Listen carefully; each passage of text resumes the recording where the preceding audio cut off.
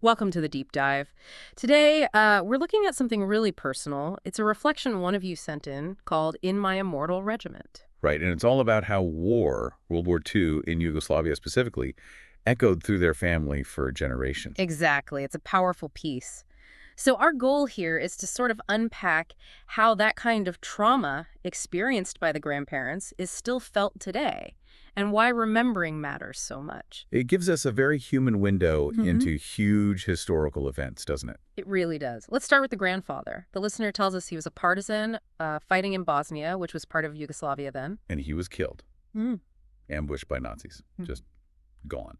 Yeah, a really brutal, sudden end. Highlights the reality of war right there. Absolutely. Not some abstract idea, but something that completely shattered lives right Right. then and there. His death would have sent shockwaves, wouldn't it? Definitely. And then there's the grandmother. She was in what's now Serbia. Her story. Wow. Decorated, incredibly brave. She was supporting the partisans, wasn't she? Giving them shelter, food, clothes. Yes, risking everything.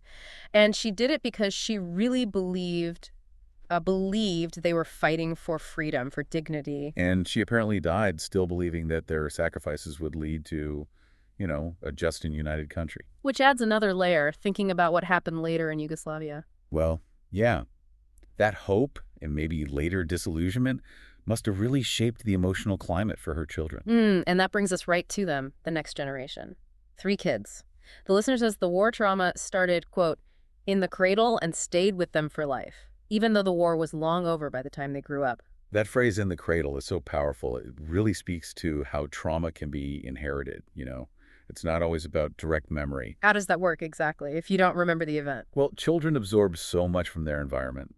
Parental anxiety, unspoken fears, the general emotional tone of the household. Mm. It gets embedded even without conscious recall of the original events. Like the listener's father, he carried this weight but had, what, limited conscious memory of the war itself?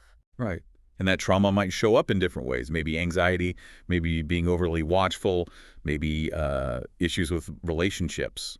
The body keeps the score, so to speak. The body keeps the score. Interesting. Yeah, and there's even some emerging science around epigenetics suggesting severe stress can leave biological traces that might pass down. It's complex stuff, The listener sounds incredibly proud of their grandparents, which makes sense. And they talk about trying really hard not to pass these wounds onto their own kids. which is a huge act in itself, that conscious effort. But they also admit a part of it remains. It's not a clean slate. And that honesty is so important, isn't it? Yeah. Recognizing that these things have long tendrils, that we're all sort of connected to the generations before us, that's the first step, really. The reflection mentions this idea that it takes about 3 generations to really process war scars. What do you make of that? It's an interesting observation.